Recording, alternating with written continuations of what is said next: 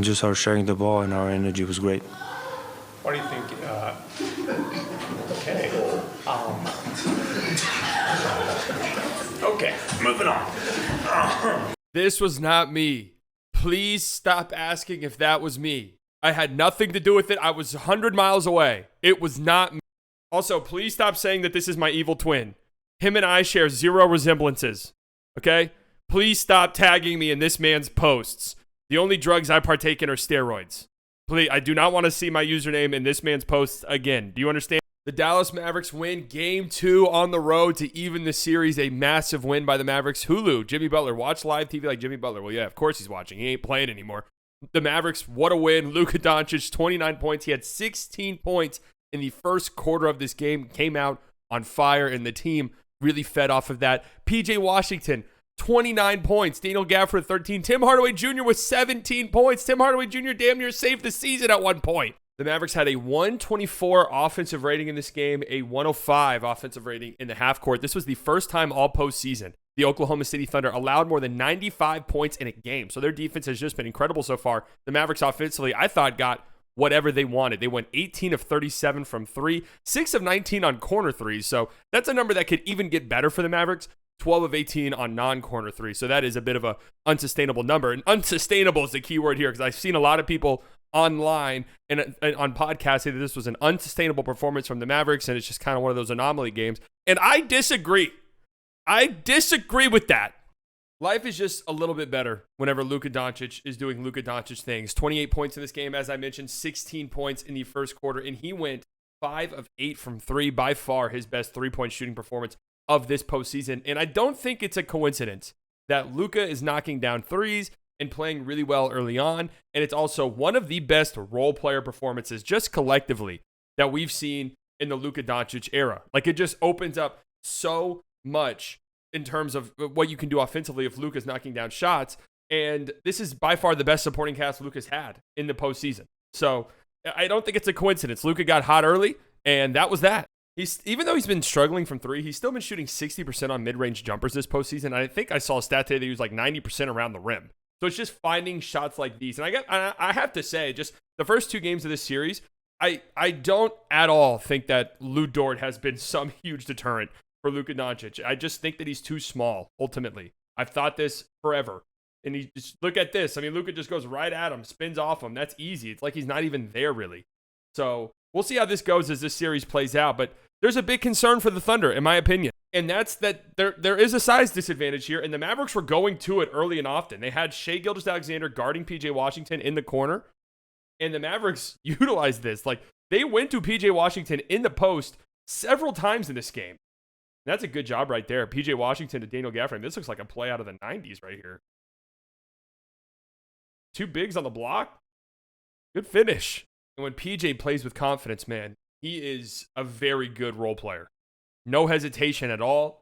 Does exactly what you need him to do. Look at all the attention that Luka is drawing here. Again, just gets right to where he wants on Lou Dort. Chet has to collapse in to help, and that leaves PJ Washington wide open for three. Boom! Now you have Derrick Lively operating in the short roll. Kick out to PJ Washington in the corner. No hesitation. 25% from the corner in the regular season, but hey, he's been 40% from the corner in the postseason. So we love that. We love to see that. This is a nasty move right here by Shai. The nasty move. Shai, I thought, was really good in this game. Got to his spots. Ooh, that's disgusting. And again, PJ Washington playing with confidence here, trying to set a screen so Luka can flow into that handoff. Good job by Lou Dort denying the ball. So PJ gets it. He takes the screen. And just an easy little floater right there. That's money for PJ. Luka's shot just looked better in this game. It looked like for the first time this postseason, when his step back just looked in a better rhythm. It was like, oh, that's going in. And then look, he's talking shit immediately after. Oh, that's how you know. It was a great first quarter for the Mavericks, but of course the quarter ended like this. A great pass by J. Will. A great catch by Chet. I mean, literally a perfect pass. And then Chet hits that. Oh, what a gut punch that was. Yeah, this is pure confidence right here. I mean, this isn't like a catch and shoot corner three. This is a little jab stab. Josh Giddey, you're too far away from me. I'm shooting this top of the key three, and I'm holding the follow through. I mean, that is pure confidence right there. Running a floor off the miss. We love this. Great hit ahead pass by Dante Exum. Hey! And we can talk all we want about unsustainable shooting performances. I don't think game 1 for the Thunder was an unsustainable shooting performance. They can shoot that well. For the Mavericks, they haven't been a great three-point shooting team since the trade deadline. But look, man, the Thunder's defensive game plan is we're going to help off and we're going to force guys to shoot threes. Like, we're going to be very aggressive in the help that we send. And that's going to lead to open threes. There's a reason why they give up more corner threes than anybody in basketball. And you are setting yourself up, especially as you get deeper in the playoffs against better teams, setting yourself up to get picked apart. And when you have a guy like Kyrie Irving, and we'll talk about Kyrie Irving more here in a bit, only scored 9 points in this game, but had 11 assists, and I thought was very impactful, who is constantly able to get to his spots and put so much pressure on the defense that a defense that already overhelps has to overhelp even more. It leads to wide open threes like this. And again, PJ Washington's been 40% from three in the corner this postseason. Luka by himself, guarded by J-Dub, my fault. Shea comes over to double. That means it's 3-on-2 on this side of the floor. Wide open three in the corner for Josh Green. Josh Green can hit corner threes. That's what he does. He's a 40% shooter from the corner. And he makes hustle plays, huh? Long rebound. Get up there and get rewarded for it. This is a big shot right here to close out the half. 6-point game instead of a 3-point game. You feel a little bit better. If you're going to help in off the strong side corner, one pass away, Josh Green's a 40% corner 3-point shooter. He will hit those. I know it feels unsustainable, but these are all open shots that are all generated by two very good playmakers. Obviously, Luka is an all-time generational playmaker. Kyrie is a very underappreciated playmaker. Obviously, when you talk about him, you talk about his handle ability, his finishing ability, his scoring ability, but he is a legitimately good playmaker. And when he collapses the defense like this, I mean, there's 4 guys on him. That's just too easy of a pass to make, and that's too easy of a shot. We'd be remiss if we didn't talk about one of the best defensive guards in the league this postseason, Kyrie Irving, who again had a great defensive performance here. Look at him sliding his feet right there. Boom, the little Dirk swipe down. That's a block. That's going our way. Again, the defense right here. I just want to, this clip starts a little bit late, but I just want to talk about how good of a job Kyrie did right here on Isaiah Joe, who's trying to free himself open. He just needs a little tiny sliver of space to let a 3-point shot fly. And I got to, when Isaiah Joe touches the ball, I think it's going in. Like, that's just the type of shooter he is. Kyrie just does a great job staying connected the entire time through right there. Doesn't seem like a lot, but it is. J-Will 3, we live with that. We do. It's the great hands right here. Gets cross-matched onto Chet. Give me that shit. We're going the other way. Look at this finish. Scoop high off the glass. That's not an easy shot, folks. That's just not an easy one. Just baited J-Dub the entire time right here. And I want to talk really quickly here about Derrick Lively, who went 1 of 7 in this game, but was a plus 18, which was the highest on the entire Mavericks roster. And here's why, right? First and foremost, offensively, he's going to have to finish these. It's been a rough game offensively for him in games 1 and 2. That's one that he has to finish. This one right here, where he's got a roll and it's a much smaller Isaiah Joe on him. He's got to finish that, right? He just has to figure out a way to finish that. It can't look that rough. But the reason why he was a team best plus 18, and the reason why I think he's still going to be a huge factor in this series, and hopefully he gets more comfortable offensively as the series goes on, is he was great defensively. And that was clear and obvious on a rewatch. His rim deterrence was great. And his athleticism, I think, makes him a better option in this series at times because he can defend on the perimeter, because he can get out, and he's comfortable getting switched onto guys on the perimeter. He's more comfortable as a defender in space. Like, the Mavericks had him off of Chet Holmgren. That way he could kind of roam around. And look at that. That's great defense right there. I mean, that's a great contest without fouling. Fantastic work. Fantastic stuff. Here he is on the perimeter against Chet. Look at him move his feet, stay in front. Again, great job contesting that without fouling. I mean, that's great work. Here he's again. This time, J-Dub trying to isolate him. Look at him move his feet. Force that incredibly tough mid-range jumper that doesn't even touch the rim. I mean, that's great work. Let's talk about Derrick Lively again. I mean, I feel bad for, I tweeted out that this has been a rough Derrick Lively series so far, and I just thought that because offensively it was rough. Great block right there, great recovery on Shea. That's great work. But going back and rewatching this game, man, his defense really was apparent. It jumped out. It absolutely jumped out. The Mavs felt a little bit different defensively when he was on the court. So he deserves a lot of props. Well, speaking of props, I mean, Tim Hardaway Jr. damn near saved the Mavericks season. Like, he had a 10-0 run by himself, guys, in the third quarter of this game where the Thunder took a lead at one point, and it felt a little bit like a snowball effect could happen. The Thunder take a lead, the crowd's into it, they're getting hype. Tim Hardaway Jr. says, Get on my back, ladies and gentlemen. I am saving the season. Right? Dribbling between the legs. Usually nothing good happens there. That's a shot that if you missed that, we're all yelling at him for. But hey, tough one. Tough shot. Next trip down the floor. Mavs up by 3 after that midi from Timmy. What's he doing? How about drawing a 3-point foul? One of the best in the league is doing this. Free throws. I think he knocked down all 3. Then we have Kyrie Irving right here. More Kyrie Irving, hustle, energy, effort plays. Gets a steal right there. Up court, Tim Hardaway Jr., easy layup. That's money. And then again, Kyrie with another steal. PJ with the deflection there. Kyrie, great read. And then Timmy, just the confidence. Tim Hardaway Jr., a 4-point play. Hello?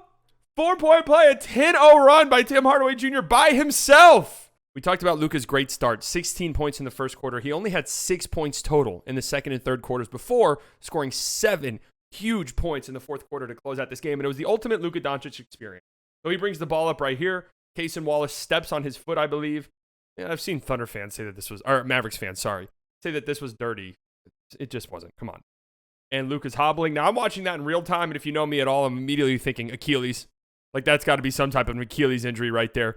But, of course, it wouldn't be Luka if the next offensive possession down the floor after hobbling like that and looking like, oh, my God, did Luka just, hold on a second. Did Luka just end the season? No.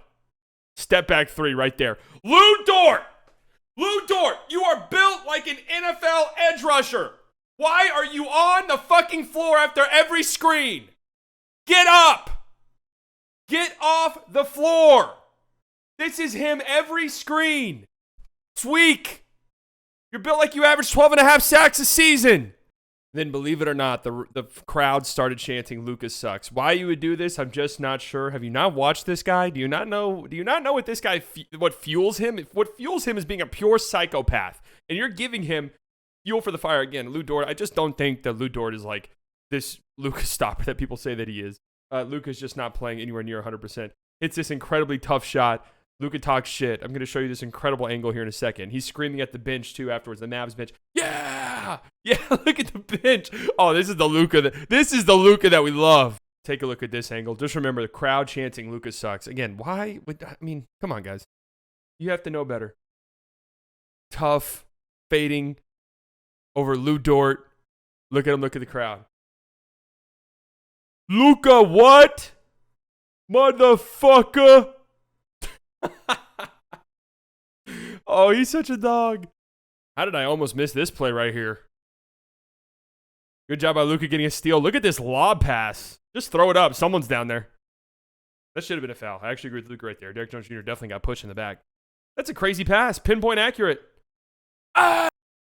Again, here's PJ Washington posting up Shai Gilgeous-Alexander. They went to this. It's the size advantage the Mavericks have. If you're putting Lou Dort, you have Lou Dort on Luka, J-Dub on Kyrie. There's going to be a size advantage for somebody else on the floor. And in this case, it was PJ Washington, who goes right at Shai Gilgeous-Alexander and gets an and one. Now, I wonder if the adjustment for Dagnall and the Thunder is putting Shai on Derrick Jones Jr., who probably doesn't have this in his bag necessarily. But hey, man, look, I'm just going to be real. I don't think it's much of a coincidence that Shai was guarding PJ Washington, and PJ Washington had 29 points. I just have to throw that out there. I thought Shai was terrible in this game defensively. He just was. And then we talk about Tim Hardaway Jr. How about this? How about this dagger right here? Loose ball, chaos. This is why you still have Luka on the floor, because look at all of the bodies that go to Luka right there. Tim Hardaway Jr. in the corner, the savior of the Mavericks season. Ball's loose. Tim goes and chases it down. Lou Dort just completely leaves him to go to Luka. But Aaron Wiggins is already there. So Tim says, "Thank you."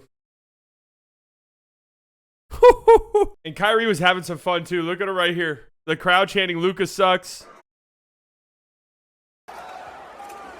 Kyrie egging him on. He knows what time it is. Look at J-Dub. J-Dub's like, "I don't think we should be doing that, guys. Hey, guys, put the leashes on." But this was the best thing Kyrie Irving did all night. Icing the game at the free throw line, talking to a fan leaving the crowd. Bye-bye, pussy. Mavs win. Let's go. I'll be at the American Airlines Center. I will be at the American Airlines Center for Game 3. I cannot wait. It's going to be so much fun, so much energy. Yes, the game's at 2:30 p.m. I did say I will be at the American Airlines Center tomorrow night. Everyone was like, don't you mean tomorrow afternoon? What you guys don't understand is I am going to the game, but I'm staying afterwards to try out for the team. The Mavs need a small ball 5. I will be trying out for the team tomorrow night. That's what I meant to say in this tweet. So everyone thinking that I'm wrong, you're wrong. Congratulations. Go Mavs.